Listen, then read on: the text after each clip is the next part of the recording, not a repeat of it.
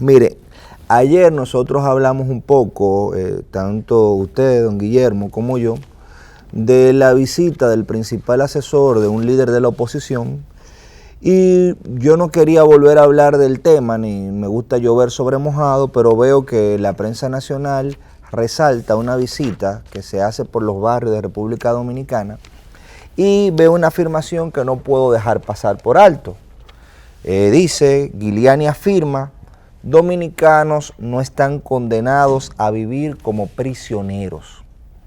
Entonces veo que en esa foto está el candidato o quien aspira a ser precandidato, porque todavía no está abierto como precandidato, es un dirigente del Partido Revolucionario Moderno, quien parece ser su principal asesor, Giuliani, visitando sectores de la República Dominicana y validando esta afirmación, que a mí, desde el punto de vista político y ciudadano, me molesta de esta declaración. Lo primero, que el turismo y la inseguridad no se juntan, son el agua y el aceite. Y el hecho de que una persona fundamente su proyecto político en el tema no de generar mayor seguridad, sino de presentar a República Dominicana como una sociedad insegura,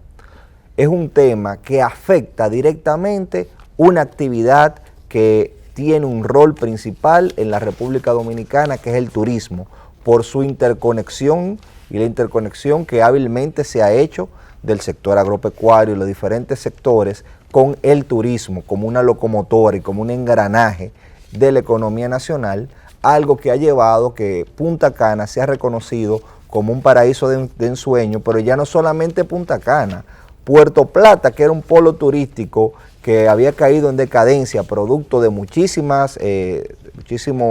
desatenciones, muchísima falta de política pública, comenzó a recuperarse, y Puerto Plata también te lo señalan, y te señalan las terrenas. Una amiga mía extranjera me señaló, mire, yo quiero ir a las terrenas.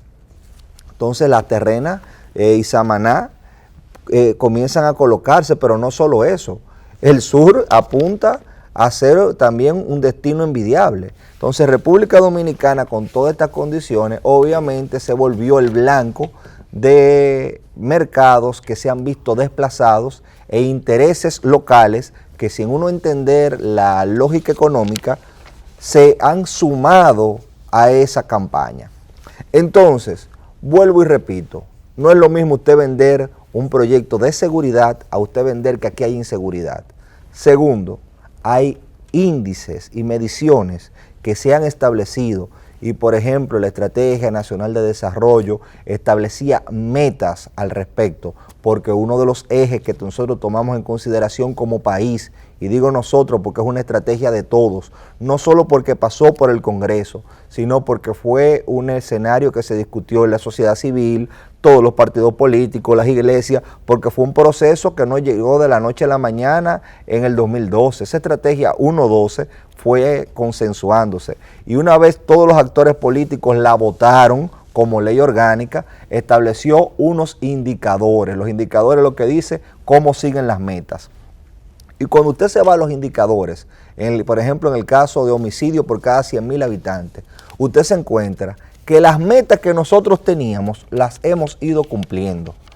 año tras año, y le hemos cumplido antes de tiempo. Obviamente, siempre todo es mejorable, siempre todo es perfectible, pero nuestras metas en ese sentido se fueron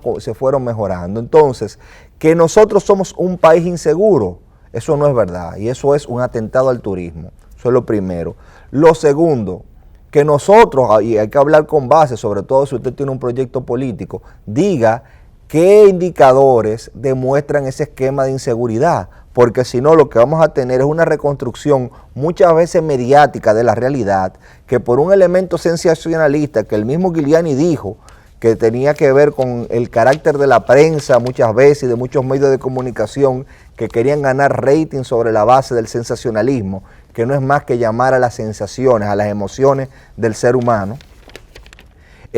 Si uno parte de una reconstrucción de la realidad mediática al margen de las estadísticas, nosotros vamos a caer en unos tremendismos que se va a llevar todas las conquistas que se han hecho a lo largo de 500 años. Y tengo que volver a la historia en ese sentido, porque lo que ha sido el derecho procesal penal como contención al poder sancionador del Estado ha sido un proceso que ha costado sangre, que ha costado trabajo, que se ha ido gestando paso a paso.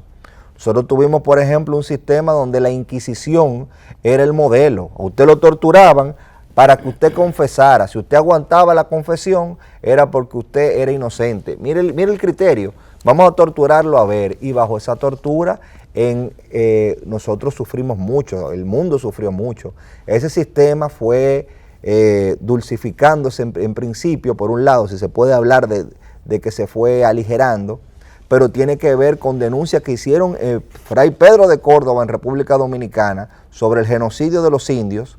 sobre comenzar a cuestionar cuál es el derecho y la justicia que tienen los estados para actuar frente a sus ciudadanos. Tenemos que, por ejemplo, lo que yo estoy hablando ahora, que no debería ni de hablarlo,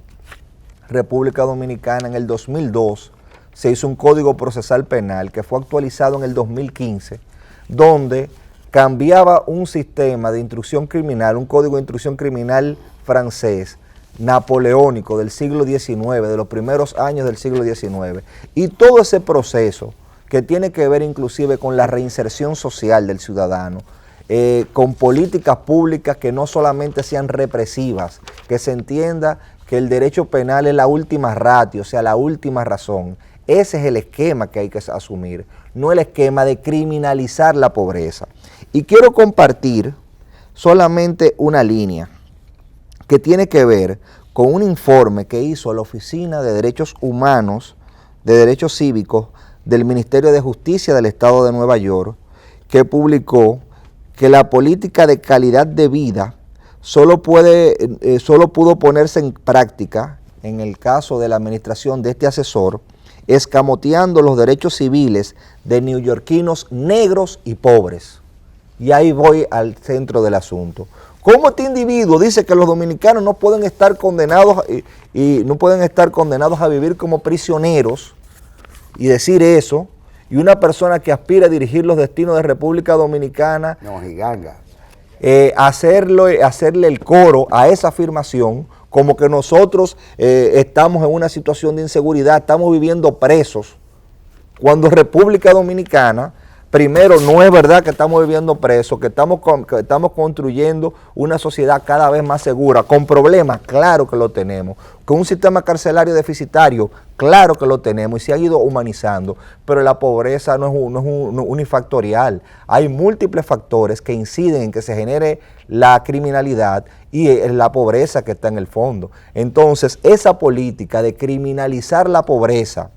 no puede ser la que se lleve a cabo en República Dominicana, porque conllevaría el atraso en el orden de los derechos que se han conseguido con tanto trabajo. Hay muchos temas, así que le cedo la palabra, pero no podía dejarme de referir a esta barbaridad